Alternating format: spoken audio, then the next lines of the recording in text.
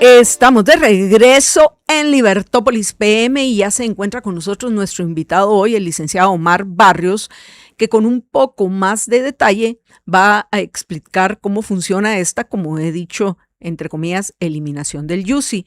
Porque el YUSI al final lo que hicieron es poner una tasa cero, como lo explicábamos la semana pasada, poner una tasa cero para todos aquellos inmuebles de uso mixto, dejando escalonado, y vamos a poner en pantalla, vamos a compartir en pantalla para facilitar el entendimiento de lo que decidieron los diputados, entre otras cosas, porque no va a ser este el único tema, espero yo, que vamos a abordar con Omar, porque recuerden que hoy comienzan las sesiones ordinarias del segundo periodo de sesiones del Congreso de la República, entonces también hay que hablar de lo que se espera para esta semana y la probabilidad, porque la posibilidad de que se elimine el IDP, por supuesto que la hay, el impuesto a los derivados del petróleo.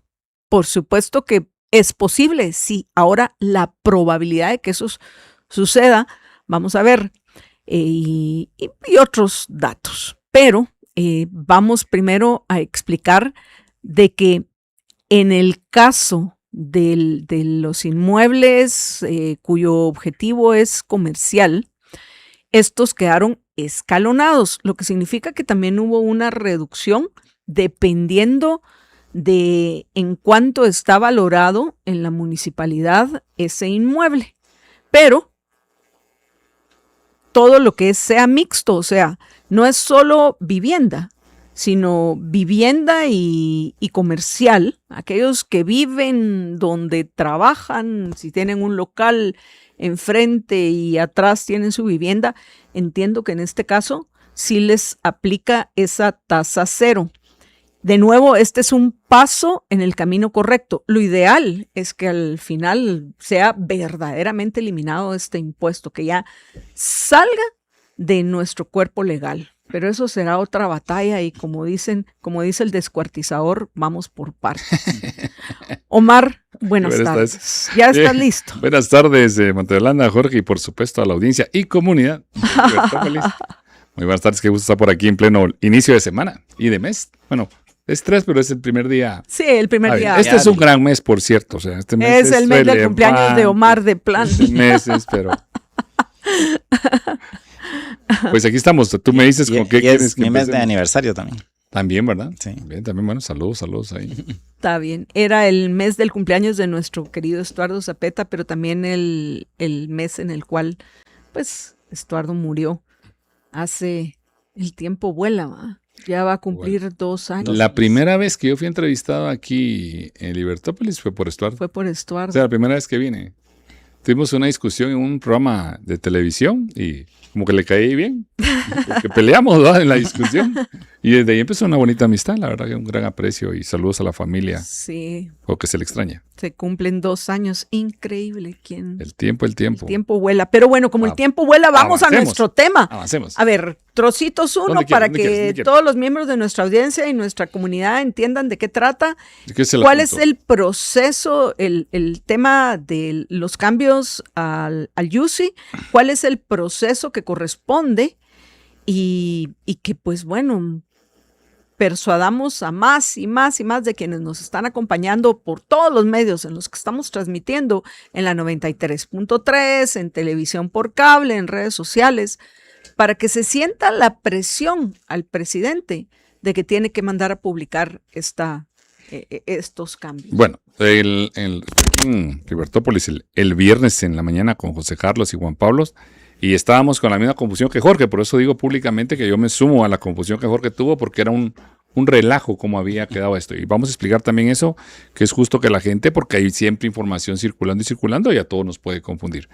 Tal vez lo más relevante es que un diputado estableció que este es un impuesto del año 98 y no. Mire, pues el impuesto a la propiedad, por eso el término más genérico que se utiliza a nivel internacional, que es muy similar a nuestro YUSI.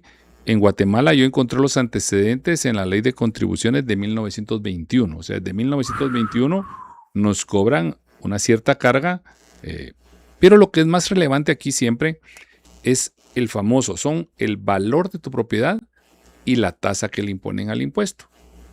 Para no hacértelas tan largas con la reforma, nos vamos hasta el año 87. Ya con el nuevo modelo constitucional se emite el decreto 6287, ley del impuesto único sobre inmuebles. De ahí se deroga por un decreto del 97 que puso una versión muy compleja y por eso inmediatamente en el 98 se deroga el del 97 y es el que está vigente. Pero es un impuesto antiquísimo, no es un impuesto reciente. Lo que sucede es que las municipalidades no tenían catastros, no tenían registros, entonces dependías de la Dirección de Catastro de Bienes Inmuebles del Ministerio de Finanzas Públicas, antes Ministerio de Hacienda Pública. Entonces te puedes imaginar, era muy difícil que tu bien estuviera registrado, o sea, se hacían compraventas, acuérdense que el registro de la propiedad era una cosa y el catastro general, por decirle un término de finanzas, era una y el catastro municipal, traducido otras 340 porque cada municipalidad tiene su propio catastro. ¿Y por qué te tengo que hacer ese chirmolito de introducción? Porque no va a dejar de existir la obligación de estar en el catastro municipal. Catastro municipal fundamentalmente la gente lo enfoca para el pago de impuesto único sobre inmuebles, pero su verdadera función es tener un control del uso de las propiedades dentro de tu municipalidad. Y por eso ahí viene la famosa idea que tú dabas antes del corte acerca de qué uso.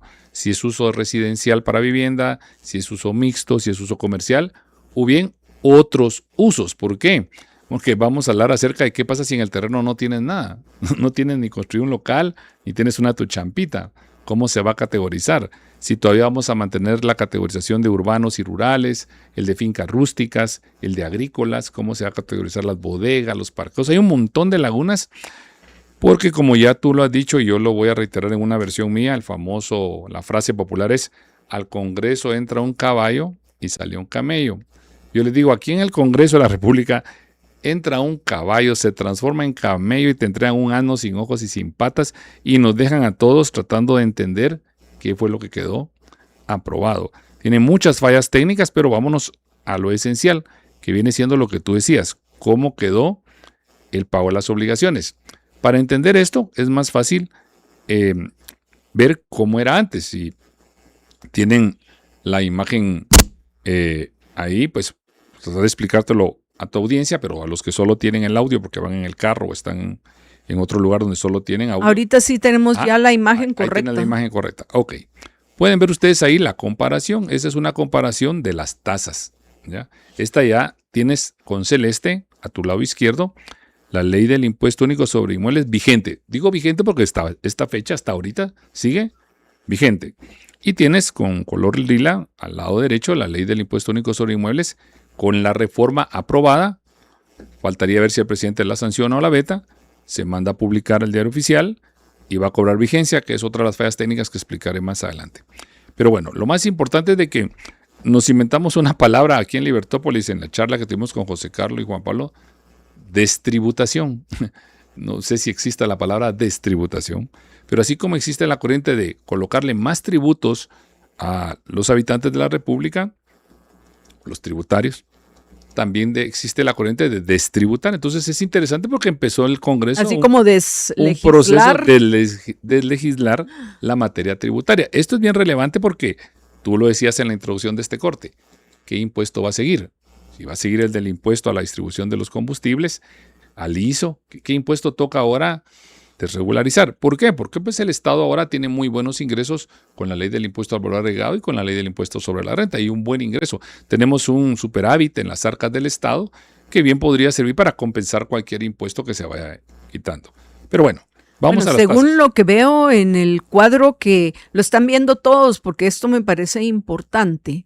Según lo que veo... Ah, pero ese es el otro, espérate. Okay. Esa es ya la explicación de cómo quedó. Tal vez nos pueden regresar a... Es que lo que quería decir es que sí, ver. efectivamente, las propiedades, no hay ninguna propiedad valuada en cero, porque todas tienen que tener un valor. Esa es una mala legislación, pero si pudieras presentar la imagen de antes, te va a ser básicamente fácil. Los de todos aquellos que estén valuados de 20,000 para abajo, sí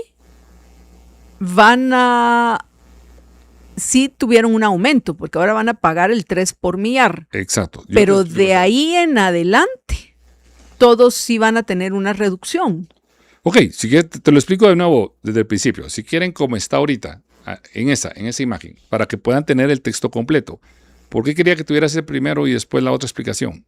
Porque actualmente te establece el artículo 11 para la determinación del impuesto anual sobre inmuebles.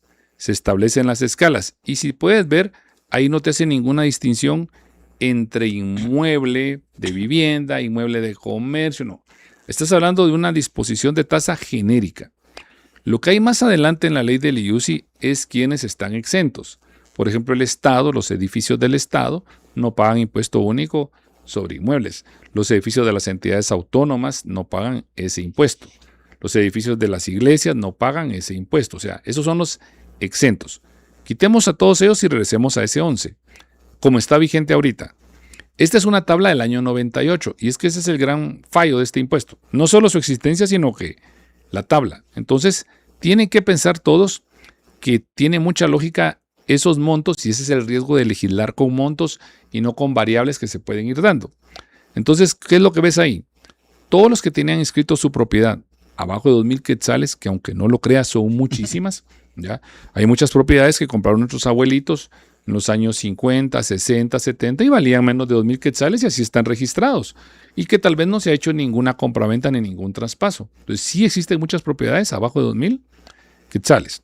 Luego tienen las propiedades... ¿Dónde podemos encontrar esa información? Porque me da curiosidad. En los catastros municipales. Solo recuérdate que no cada municipalidad tiene su catastro. No, esa información, por ser datos privados, yo no puedo ingresar a ver cuántas propiedades tiene Jorge y ver no, yo no digo ver cuánto tiene Jorge, sino en total. ¿Cuánto está evaluado? Yo que sé, en Guatemala hay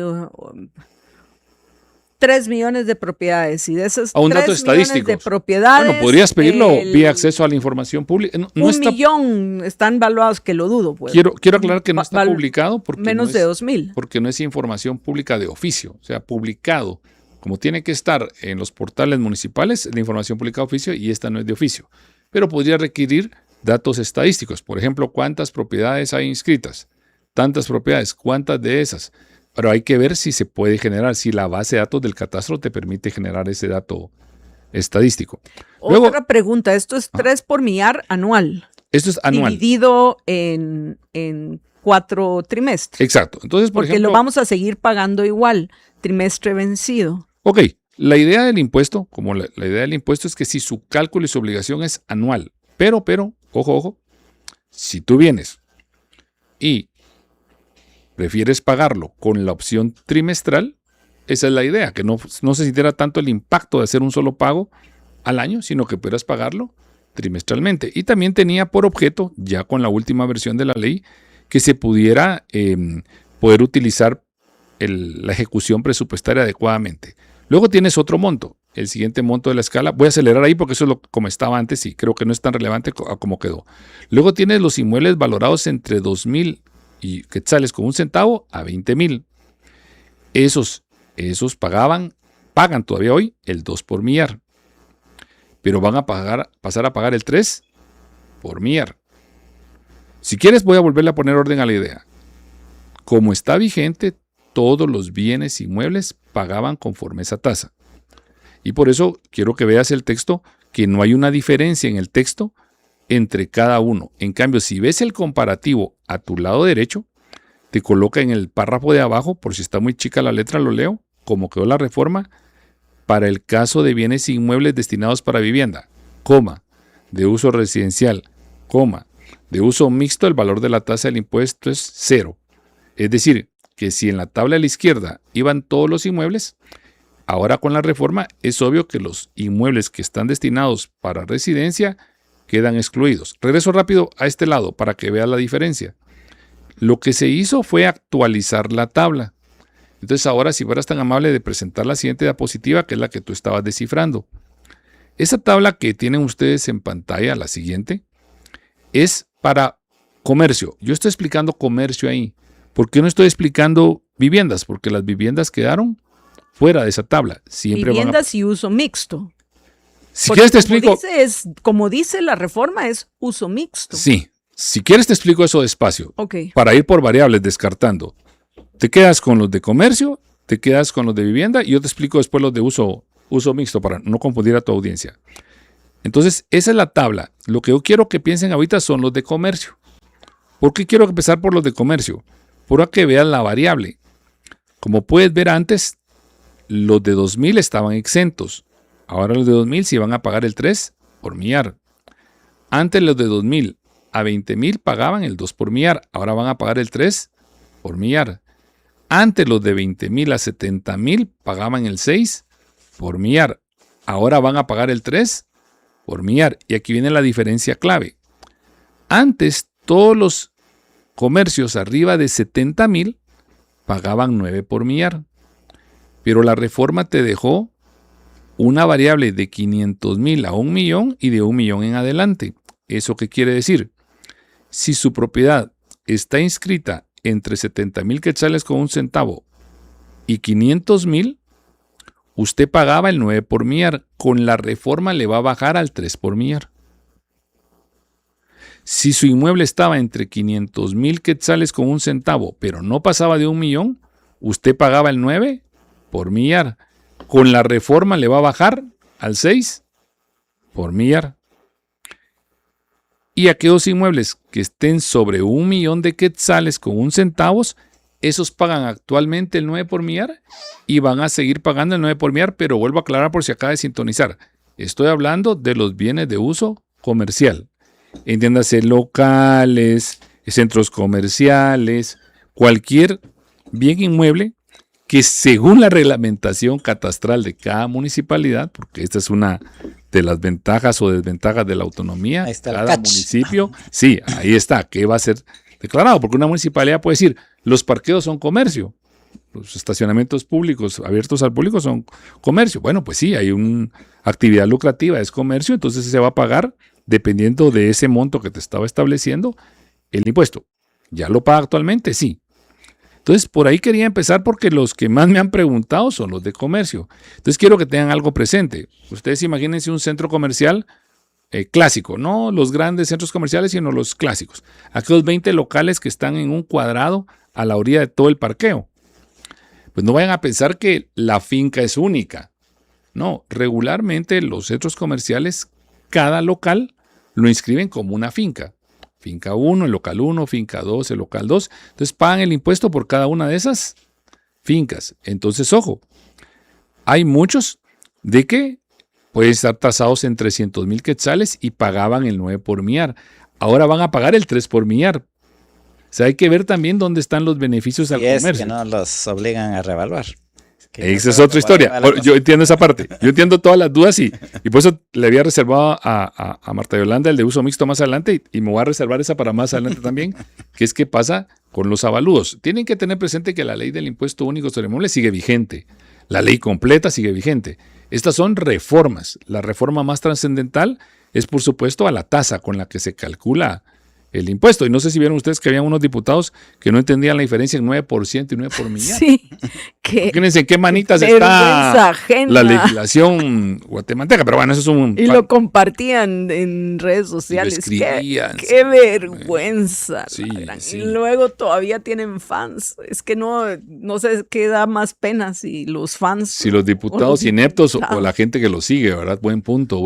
No sé quién sería más... Bueno. Pero bueno, continuemos en lo importante. Entonces, eso sería para comercio. Ahí lo que quiero que analicen todos los usuarios de toda la audiencia de... Sí, porque se están acumulando un montón de preguntas acá que te las... Pero por eso te decía, para mí esa tablita era clave que la tuvieran presente porque puedes ver que los de 1,000,000 de quetzales en adelante se quedan igual. Los de 500,000 a 1,000,000 ya no pagan el 9, van a pagar el 6. Eso les beneficia.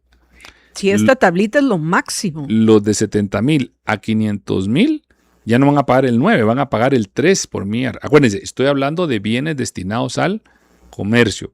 Los que por su naturaleza nacieron comercialmente y después hablamos del cambio de uso. Mira, ¿ya? Aquí realmente lo que yo estoy viendo es que los únicos que se van a ver afectados son los que tienen sus propiedades valuadas abajo de 20,000.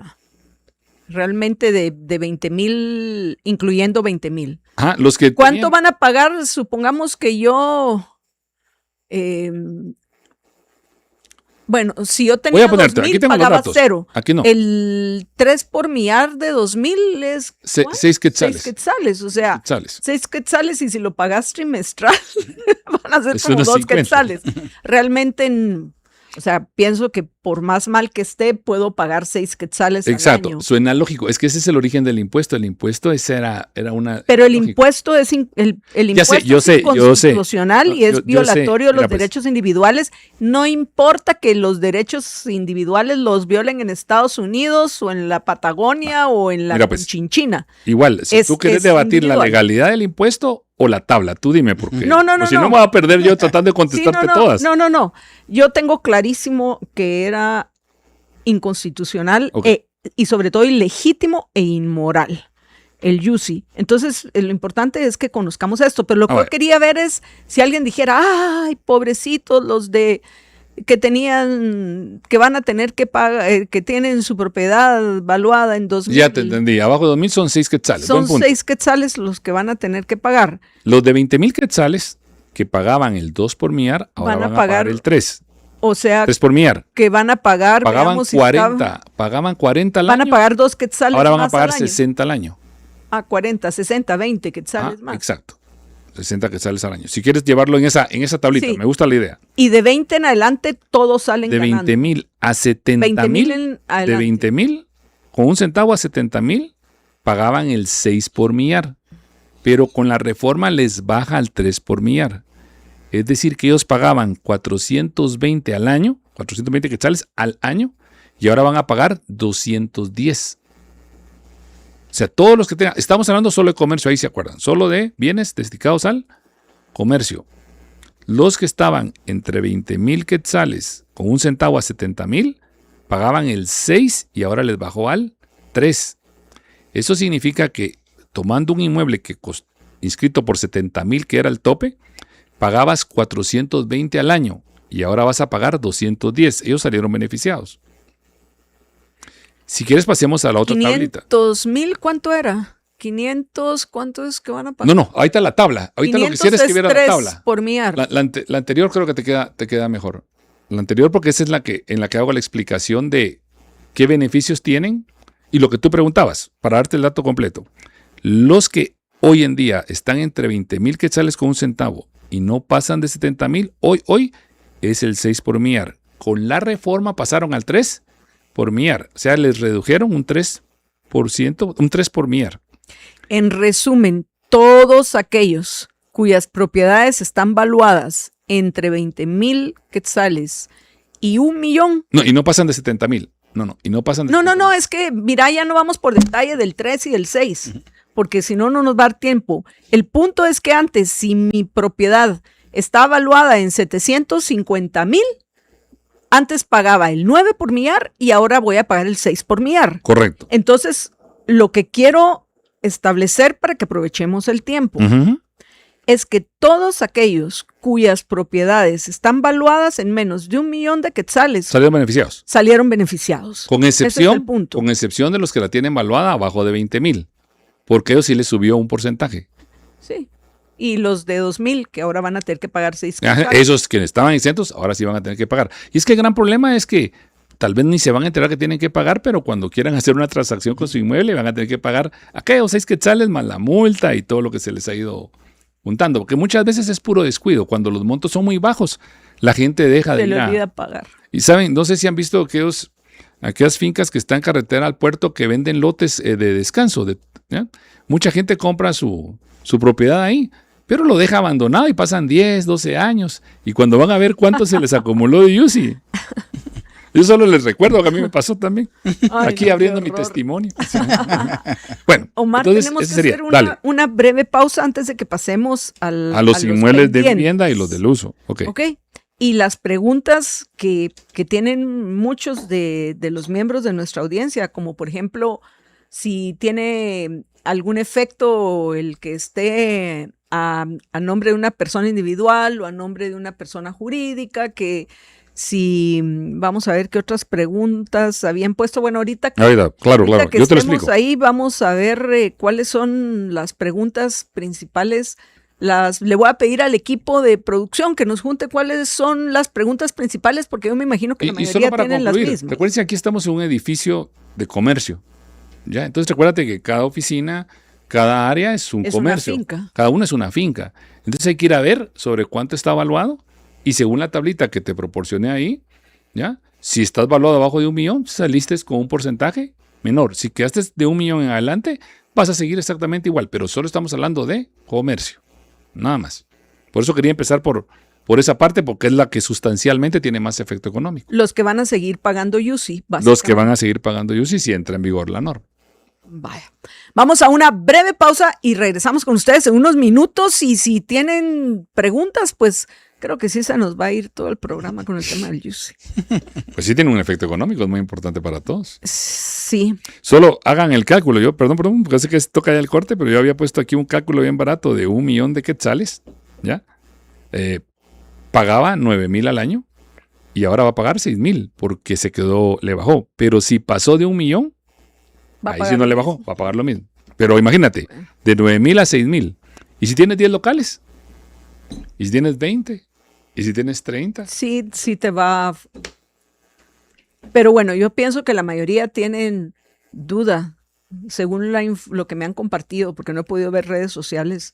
Tiene duda del tema de qué pasa si mi vivienda está a nombre de una sociedad anónima. Por ejemplo, esa era la pregunta que me hacía ayer mi papá, porque mis papás viven en una, voy a decir finca, pues porque al final todas son fincas, en una finca que está a nombre de una sociedad. Yo te explico a regresar y entonces todas esas ¿por qué salieron tantas confusiones? Dale. Okay.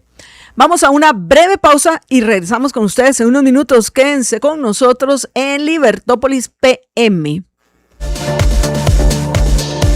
Estamos de regreso en Libertópolis PM y vamos de una vez con nuestro invitado Omar Barrios. Vamos, antes de que entremos a los detalles de las preguntas que se necesitan responder, una apreciable miembro de nuestra audiencia, Susan Pineda, nos preguntaba acerca de un video en TikTok que ha estado circulando, que a mí también me había ya llegado ese TikTok, pero es la abogada, no sé si lo es o no es, no la conozco, pero la abogada que sale en ese TikTok cometió el mismo error que Jorge y Omar porque utilizó documentos que no eran los documentos finales, así que es falso lo que está diciendo y por favor aquellos que la miren y avísenle a esta abogada, quienes la conozcan, que está equivocada, que por favor se actualice. Pero bueno, Omar, ¿algo que agregar? La iniciativa tenía 6 artículos, ya lo explicó Jorge, la iniciativa. Cuando la iniciativa pasa a un dictamen, ahí puede tener cambios. Entonces, pensemos que hipotéticamente entró con 6 artículos y que en el dictamen le reforman 1. Entonces entra al pleno del Congreso. Cuando el Congreso aprueba el decreto, pero no quiere decir que quedó todo aprobado. Entra a discusión por artículo. Y eso es lo que todos andan con la confusión. Porque el artículo 2, que tenía la adición del 11 bis, que te definía la vivienda habitual, el artículo 3, que te adicionaba el 12 bis, las exenciones y exoneraciones, como la duda de si está a nombre individual o a nombre jurídico, esos ya no fueron aprobados de forma individual. Y todavía más complicado, ellos habían aprobado con enmienda el artículo 1. ¿Eso qué quiere decir? El artículo 1 original de la reforma, que reforma el 11 de la ley, establecía un 3 por millar. Luego en enmienda, que esa es una de las funciones de los diputados en el debate, presentan una enmienda como mínimo con 15 diputados creo que es, y pasaron a 9 por millar, todo, o sea, todo iba a ser 9 por millar. Pero existe una figura que se llama fondo de revisión, que es como que me vuelvo a arrepentir y lo vuelvo a revisar.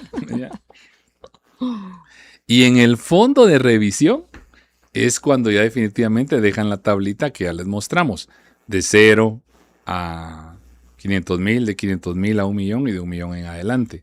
Entonces esa confusión es la que tenía el alcalde Ebrán, mucha gente en los audios, en los videos, y pues es entendible porque circularon los documentos de la iniciativa, pero a veces no se tiene la costumbre de ir a ver las enmiendas al final Y acotemos de que no circuló el fondo de revisión, porque como ya lo hicieron tan tarde, no quedó documentado.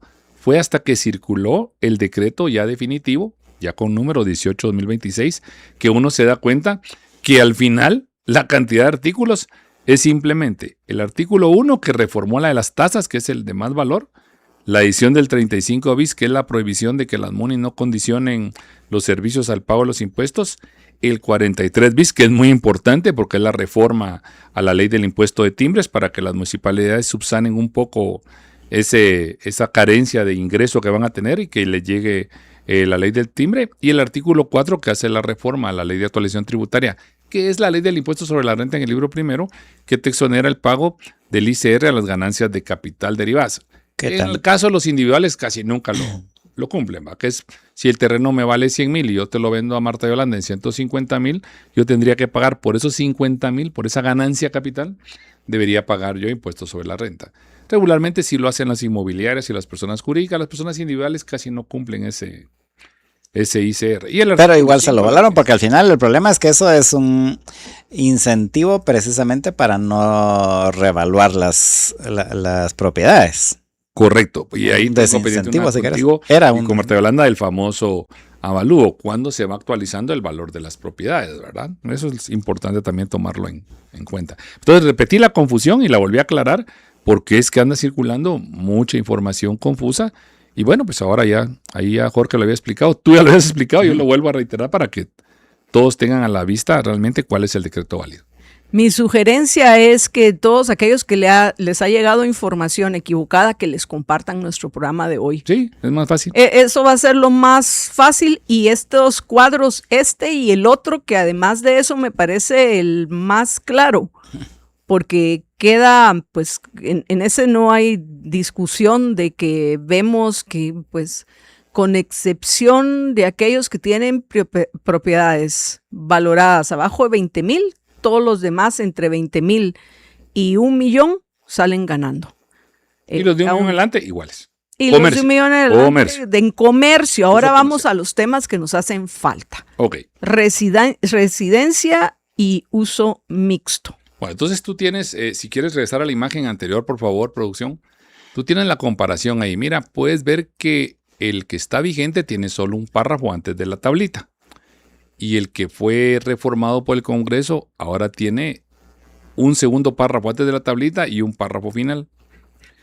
El párrafo que está antes de la tablita establece para el caso de bienes inmuebles de uso comercial, y aquí viene el problema, y otros usos. Siempre tienen que dejarlo. Ya te dices cuenta, por eso te decía, cuando me das otros usos, te dije yo, dame chance para más adelante. De nuevo, esto no me lo invento yo, esto es el texto que el Congreso aprobó. Para el caso de bienes inmuebles de uso comercial y otros usos. Y entonces coloca la tabla. Luego en el párrafo final, para el caso de bienes inmuebles destinados para vivienda, coma, de uso residencial, coma, de uso mixto. Sin coma. Sin coma. Ni te dice O, ni te dice Y.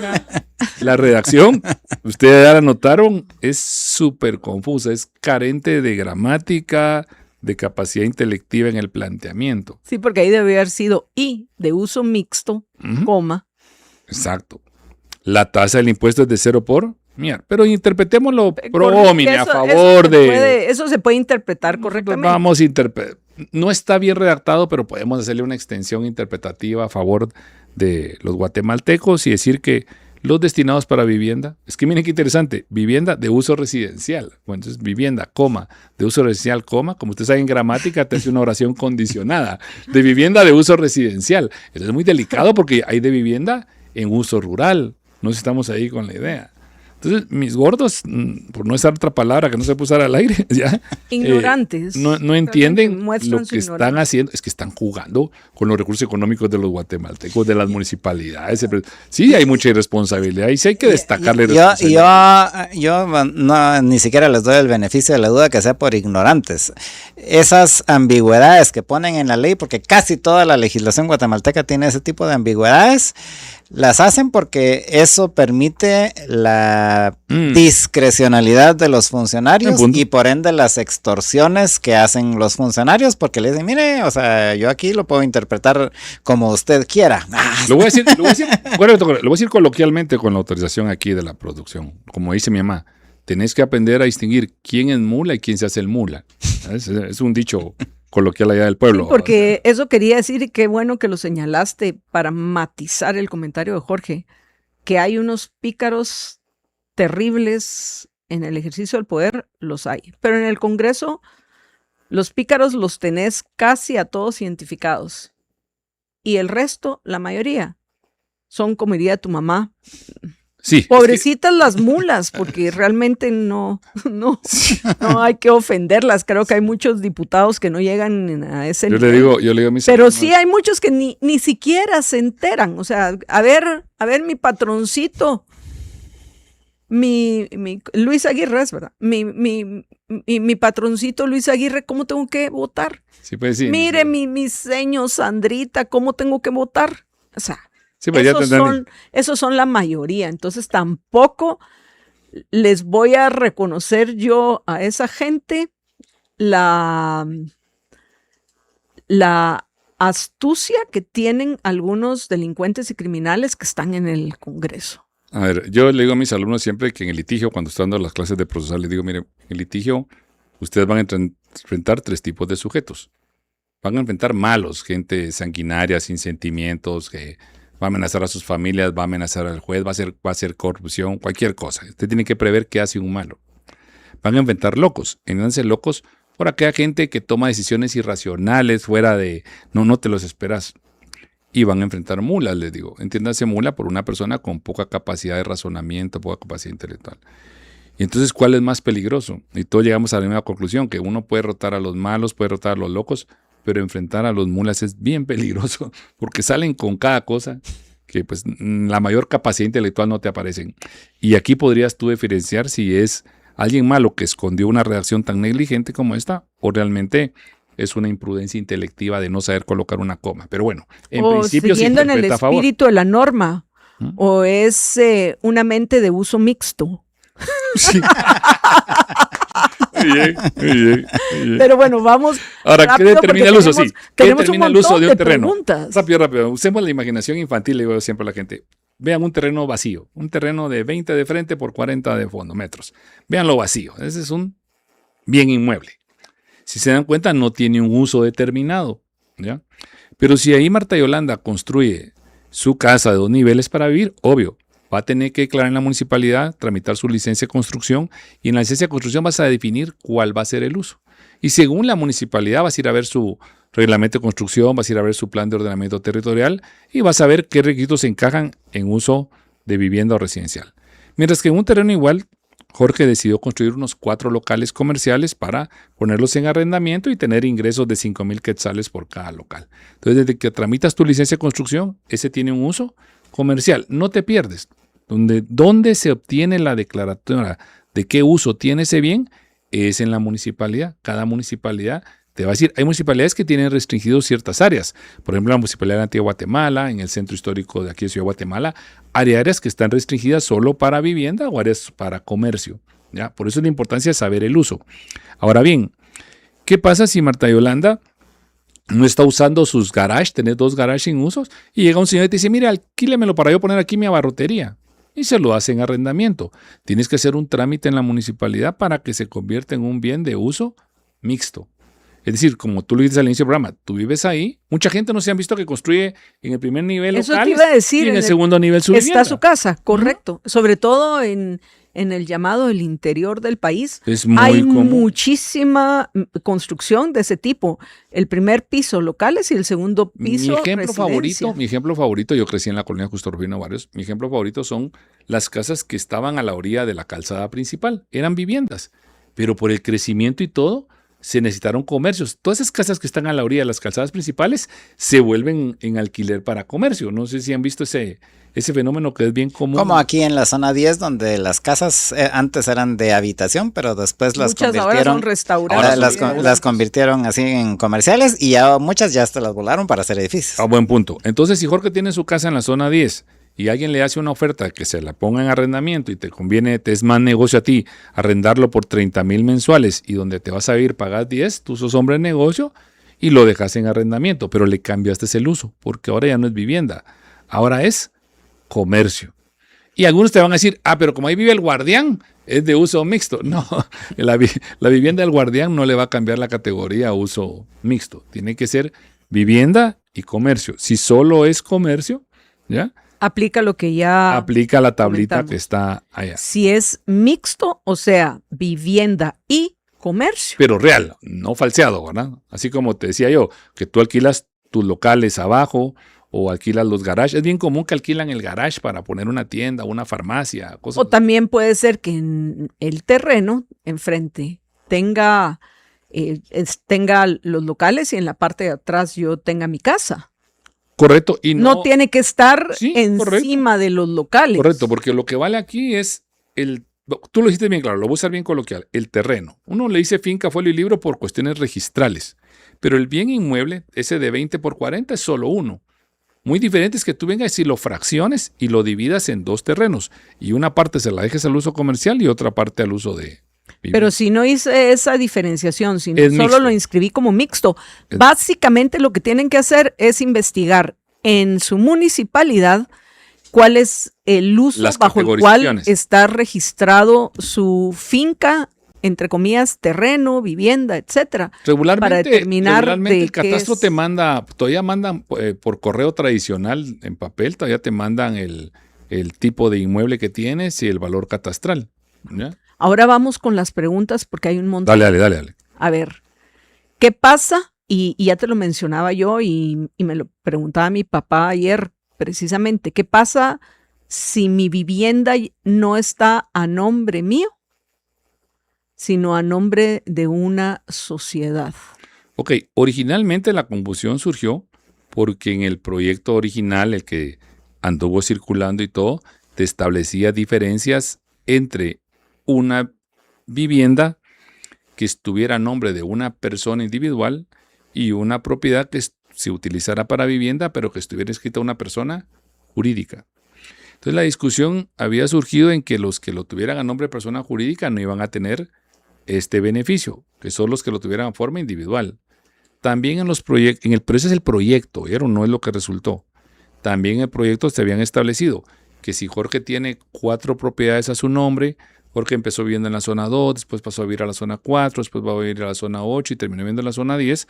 Las 4 propiedades están a su nombre de Jorge Jacobs, ¿ya? Una está tu hermana, otra está tu mamá, otra la tienes en arrendamiento, y la que vives tú, donde estás tú con tu familia, esa iba a ser la única que iba a estar fuera del pago del IUCI.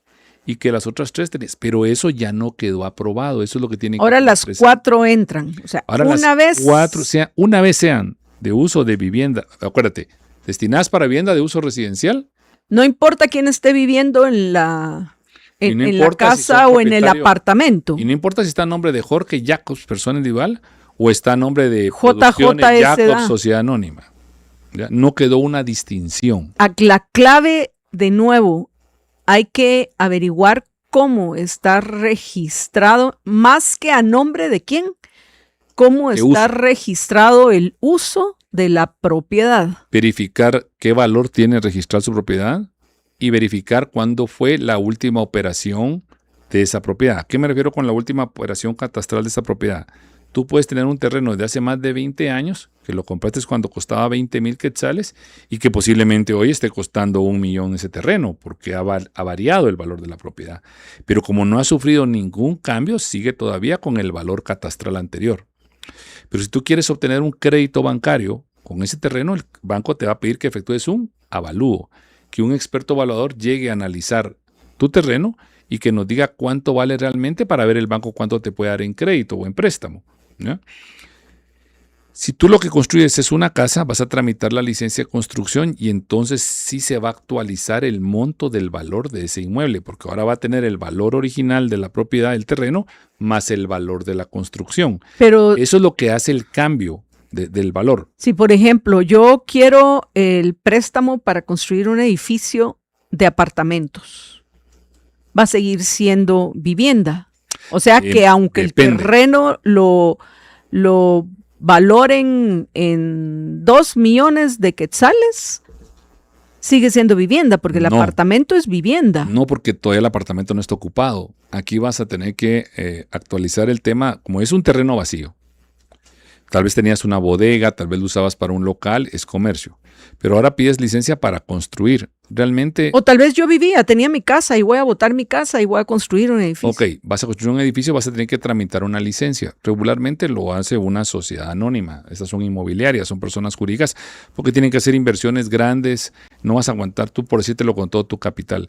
En ese momento es una actividad comercial el que tú desarrolles la venta inmobiliaria. Pero cada uno de los apartamentos que van a surgir de ese edificio no van a pagar IUCI porque son vivienda de uso residencial.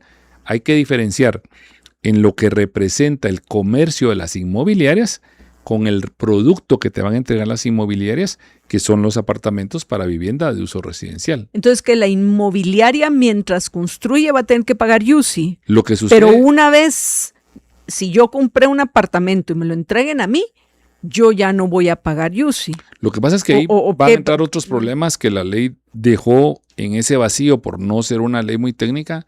Las áreas comunes. ¿Qué pasa si, no sé si has visto que la gran mayoría de edificios dejan locales ahora en el primero, segundo nivel? Pero entonces ahí entra como de uso múltiple, de uso mixto, perdón. No, porque lo que sucede está de que esa no es una sola propiedad. Las inmobiliarias vienen y hacen propiedad horizontal. Es como que vengas y tomes un gran terreno y lo partas en 20 pedacitos, por decírtelo así. Cada uno de esos terrenos va a ser una finca folilibro. Cada uno va a ser una propiedad. Ahora lleva esa idea a propiedad horizontal. Piensa que en cada nivel hay 4 apartamentos. Entonces, por cada nivel vas a tener 4 propiedades distintas. Como las 4 son vivienda, esas no están sujetos a pago de impuesto único. Cuando esté, si es que entra en vigor, ¿verdad? Pero las partes comerciales, parqueos y todo va a depender de cómo el desarrollador inmobiliario lo presente a la municipalidad. Es que acuérdate que ahorita, antes no había exención. Ahorita ellos van a tener que transformar sus modelos de desarrollo inmobiliario. ¿Cómo lo van a presentar? Acuérdense que esta división no existía. Sí, pónganse pilas, contacten a Omar, por favor, todos aquellos desarrolladores que nos están escuchando. Solo una pregunta más. En este caso, si yo tengo un apartamento, tengo que pagar... además de pagar IUCI sobre el apartamento, tengo que pagar IUCI sobre la bodega, si es que tengo bodega, o sobre los estacionamientos. En la bodega es básicamente para guardar tus cachivaches. Pero o sea, todas las cosas que ya no uso y que uno debería de hacer limpieza de bodegas de vez en cuando. No me recordes porque me recuerdes. Yo estoy Marta Yolanda siempre viene a que yo confiese aquí. No te preocupes que yo estoy en las mismas. Pero bueno, el punto. Te juro que hasta el polvito sentí, fíjate. Ay, qué horror, sí. El punto es que esa bodega y ese estacionamiento, porque al final a mí me mandan un cobro general del IUCI. Tiene que pagar tanto, yo obviamente trimestral, porque eso pagarlo anual, qué horror. El trimestral. Tu pago incluye estacionamientos, 1 o 2, tus bodegas, sí, porque está inscrito como una propiedad. Y acuérdense que yo siempre le digo a la gente, los que tienen su casa y sus 2 garages están dentro de solo una finca. Pero en el caso tuyo, tú vives en el 8º nivel, por decírtelo así, pero tú tienes 2 locales de estacionamiento abajo. Cada uno es una finca folilibro, ¿ya? Entonces, por eso te aparecen, pero como es parqueo anexo a tu apartamento, se considera vivienda. Pero, ojo, no dejó la ley esto así. Hay que ver cómo lo van a reglamentar las municipalidades. Eso es lo que quiero que tengan presente todos.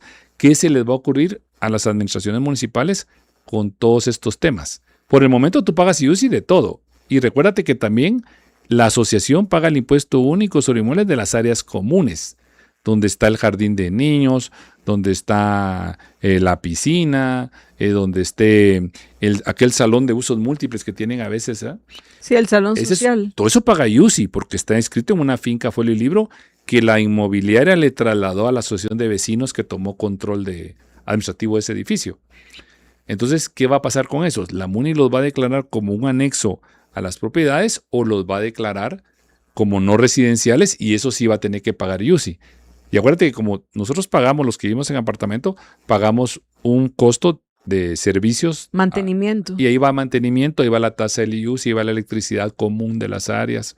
Todo eso va a haber que hacer un nuevo modelo. Ahorita están todos desarrollados. No te digo que le contaba, creo que a Jorge en confianza, que yo estaba en un almuerzo con unos clientes extranjeros cuando estaba pasando todo el debate en el Congreso y estábamos tomando sake. Y yo le digo, ya estaba medio azoca yo de tanto sake. Y todo el mundo va a escribirme las dudas. Y yo les digo, ahorita sí no le estoy dando seguimiento a lo que está pasando, ¿va? Pero después del almuerzo empecé a ver todo el desastre que habían armado los diputados. Y dije, wow. Solo para ir terminando, porque nos quedan apenas 3 minutos. Y el derecho inmobiliario va a tener que activarse ahorita. Me imagino que los colegas y nosotros en el bufete ya tenemos días viendo. Trabajando porque en eso. Una vez.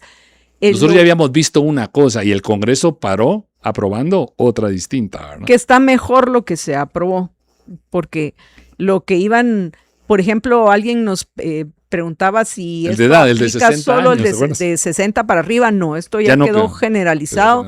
Tenga usted 14 años o tenga usted 85. Una vez, no sé, digo, si alguien de 14 años pues ya tiene una propiedad a su nombre, no estoy diciendo, pero tiene 18. Sí, puede ser Tiene por una 85 herencia. por una herencia, cualquier cosa. La edad no es ya límite. Lo del Airbnb, me imagino, como es vivienda, encaja también entre lo que decías de que yo puedo tener 4 apartamentos, vivo en uno y 3 los tengo que los alquilo como Airbnb, pero se utilizan como vivienda.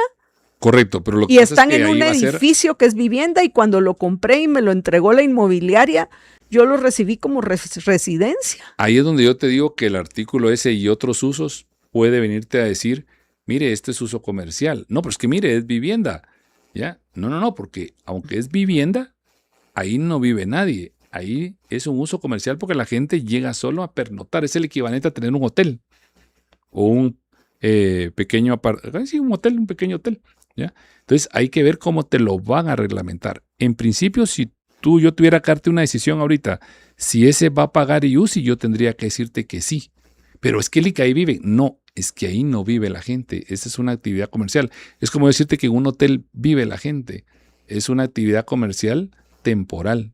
Todo eso se va a tener que resolver por cada municipalidad o por los reglamentos. Y tener por seguro que cada municipalidad va a poner lo más restrictivo eso posible. Es el otros usos se aplica para casi todo, menos. Yo quisiera decirte que sí, porque tengo negocios personales y familiares donde hemos comprado unos apartamentos y le permite un buen ingreso, no te digo que no, ¿ya? Pero yo tengo que hacerte justo ahí. Bueno, esa actividad es.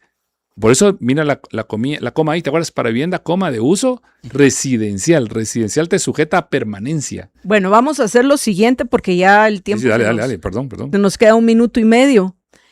Pienso que resolvimos las dudas principales. Ok. Ahorita enfoquémonos en presionar a Bernardo Arévalo, porque eso es lo que hay que hacer. Presionar a Bernardo Arévalo para que la publique. Y ya una vez publicada, y que ya hayan más discusiones al respecto, hacemos otro programa de actualización de esto. Pero por el momento nos queda claro que aún aquellos que todavía van a tener que pagar IUCI, o sea, los que tienen el uso comercial de su propiedad, si esta está valorada en el catastro, no cuánto le pagarían a usted si por ella, vende. O sea, en el catastro está abajo de 1 millón de quetzales, todos ganaron. Y vaya, pues los que pagaban 0 van a tener que pagar 6 quetzales al año. Rápido. ¿Dónde hay número de tu propiedad? En el registro hay un monto inscrito. Hay un monto en el DICABI. Hay un monto en el catastro municipal. El que vale para impuesto único sobre inmueble es lo que esté en el catastro municipal. En el registro puede establecer 20,000 quetzales, en el DICABI puede establecer 25,000, pero si en el catastro municipal está por 100,000, es por 100,000. Ese es el valor catastral. Y el que tú decías, el valor de mercado es otro valor. O sea, puede ser catastralmente la propiedad está en 100,000 quetzales y que ahorita te esté ofreciendo a un empresario 800,000 por la misma. Pero es el valor comercial. El valor catastral es el que se utiliza para el cálculo del impuesto único sobre inmuebles. Perdón ahí para cerrarlo, pero era clave para que la gente vaya a ver cuál es el precio. Conseguimos ahorita unos minutos más, por si acaso queda algún pendiente importante antes de que le demos el espacio a nuestro profesor y admirado amigo, el juez Ricardo Rojas, que por cierto, con este nuevo libro de él, nos queda además de eso como anillo al dedo por toda esta discusión que hay hoy sobre el tema de la eliminación de impuestos en Guatemala. El del impuesto me gustaría que resaltaras. Adelante. ¿Cuál es el siguiente que hay que eliminar? Yo El me voy a IDP. abstener, ojo, me voy a abstener y por primera vez me voy a reservar no discutir cuáles son los vicios del decreto aprobado por el Congreso, porque no le quiero dar públicamente las herramientas a los que lo quieran impugnar, pero tiene vicios letales en lo que hizo el Congreso. No sé si es a propósito o es por esa ignorancia, ¿ya? Pero vas a ver que va a haber mucha gente que va a querer sujetar a control constitucional ese decreto. Yo sé que eso puede incomodar a muchos, pero tengo que ser objetivo. Lo que pasa es que no se lo voy a decir porque tampoco le voy a hacer trabajo de gratis a la gente. Pero pensemos que si entra en vigencia, ¿cuál va a ser el siguiente decreto si entramos a una distributación? Yo me iría por el impuesto a la distribución del combustible. El IDP, que era el otro tema ¿Qué? que queríamos hablar, que se supone que se va a discutir en las sesiones ordinarias de esta Si ya pagamos semana. IVA en la operación, a ver, usted está estacionado a la par de la bomba de combustibles y usted llega y le vierten 10 galones de combustible. En esa operación usted ya paga impuesto al valor agregado, ya porque está haciendo una operación comercial, yo no digo que no. Pero sobre eso también usted paga impuesto a la distribución. Yo voy a decirte la gasolina porque el nombre es muy largo, el nombre de la ley. Y solo en súper son 4 quetzales con 70 centavos por galón. Es decir, que en esos 10 galones que Ya usted... 10 galones son casi 50 quetzales. 47 quetzales, casi 50 quetzales solo. Es decir, que ahí ya perdiste 2 galones. Técnicamente es como que hubieras vertido 8 galones de combustible en tu vehículo. Supuestamente tiene un destino ese... Pero ese bueno, combustible, pero no llega. tal vez hablamos del IDP, si se elimina esta semana más adelante, solo para Lo veo terminar difícil, pero es con el necesario. tema del UCI, porque Claro. hay una pregunta importante que nos están haciendo Ujú. de que cuándo entran en vigencia los cambios.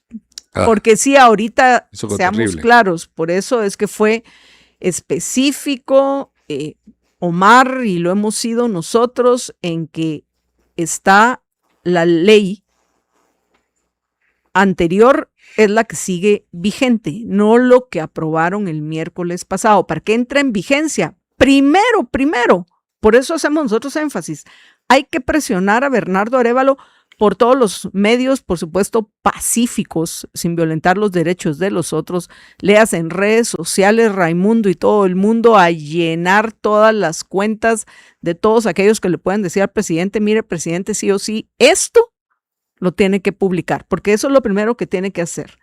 Mandarlo a publicar, que significa que tiene el visto bueno del presidente. Por cierto, nosotros pusimos la lista de todos los diputados que lo aprobaron. Y una buena parte de los que entraron por el movimiento, básicamente los que se quedaron con el movimiento Semilla y no se pasaron a raíces, votaron a favor, incluido el diputado Loro Priana. Ya sabemos quién es, ¿vale?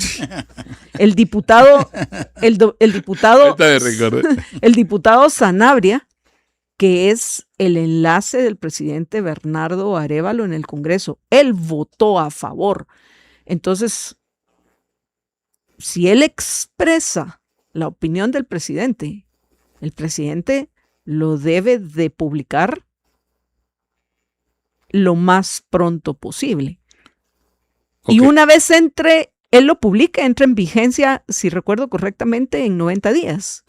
Sí, lo que sucede aquí es que la ley, aquí donde hay algunos errores, pero no voy a profundizar en eso, la ley te establece que el presidente decreto fue aprobado con voto favorable a las 2/3 partes porque toca la autonomía municipal. Para eso se necesitan 2/3 partes del Congreso, no se puede con mayoría absoluta, y establece que entrará en vigencia 60 días después. La reforma. No 90. Esta no es una ley, la reforma. La reforma, o sea, los artículos aprobados. Luego te hace un sistema asincrónico, te da escalonado. Sobre lo del impuesto único sobre inmueble, te establece 90 días después de su publicación. En el impuesto sobre la renta sí lo hacen bien, al igual que en timbres fiscales. Entra en la reforma a partir del 1 de enero del ejercicio fiscal siguiente. Esa era la forma correcta con el que lo tenía que hacer con el IUCI, a partir del 1 de enero. ¿Por qué? Porque por el principio de anualidad tributaria, tú no puedes interrumpir las ejecuciones tributarias aunque ya faltaran pocos días o un trimestre. Entonces había gente que había escuchado una enmienda que no fue aprobada, creo que fue aprobada por 88 o 90 diputados, pero no por 107, que era de que los que debían UCI y las multas de UCI no las tenían que pagar. No, ese no quedó aprobado, ¿vieron? Es decir, que si usted debe UCI de este año, sí lo tiene que pagar, sí tiene que cumplir con ese impuesto. Aunque esta ley entre en vigencia, ese tributo sí es válido hasta el periodo fiscal en que se ejecutó. O sea, no hay forma de que usted deje de pagar esa deuda. Este beneficio lo miraría usted a partir del año siguiente. Pero este tipo de errores técnicos, donde no se respeta el principio de anualidad en la ejecución tributaria y presupuestaria, sí son fallas que cualquiera podría aprovechar. Entonces, por eso no quiero profundizar en ese tema. Bueno, yo te agradezco un montón todas estas explicaciones, Omar, y pues pienso que sugerencia, programemos de que vamos a pagar el UCI en lo que resta de este año. Sí. El último pago lo haríamos en los que pagamos trimestralmente en enero del año entrante, y a partir del año entrante pues ya no pagaríamos UCI. Pienso que ese es, así es, si logramos que el presidente lo publique, porque ese es lo UCI primero. De residencias, de viviendas de uso residencial, para ser muy específico, y aquellas de uso mixto que no desnaturalicen la función del uso mixto. Esos están confirmados. No importa si están a nombre de Marta Yolanda o de Yolanda Sociedad Anónima. Es irrelevante a nombre de quién estén, ¿Tenés una sino o el tenés uso. 10? Sí, sino el uso que se le dé a la propiedad, e igual aquellos pues que tienen propiedades de uso comercial de un valor catastral menor a 1 millón, también salen beneficiados. Es lo que digo, este es el momento que tirios y troyanos, si realmente se valoraran, deberían unirse para dar esta batalla para que el presidente lo publique. Y luego, cuando se presenten las acciones que se van a presentar, la Corte de Constitucionalidad los mande a freír. Y aunque no es del agrado de la gente, sí hay que analizar en otro programa, si da tiempo, ahorita de nuevo, el efecto que va a tener esto en las administraciones municipales. Muchas administraciones municipales se van a ver gravemente afectadas. Ay, no, esa discusión ya la tuve yo largamente con Francisco Quesada. Yo creo que ese es problema de los corruptos alcaldes, que van a tener que reducir sus gastos. Yo no puedo hacerlo general, solo puedo hacerlo presupuestariamente. Perdón, pero tenemos ya ahorita el extra que conseguimos, ya lo perdimos. Los alcaldes, yo aquí no los voy a defender, porque me parece que la mayoría son unos corruptos y que ahorita llega el momento en que pues van a tener que poner sus barbas en remojo y decidir si quieren ser reelectos, cómo van a manejar esta decisión si entra en vigencia. Pero no, a corruptos narcos, yo acá no me voy a preocupar por sus finanzas. Yo, Marta Yolanda Díaz Durán. Bueno, ha sido un gran gusto acompañarlos de nuevo, Omar. Gracias por estar con nosotros. Cuídense muchísimo. Recuerden que una sola vida tienen y hasta mañana.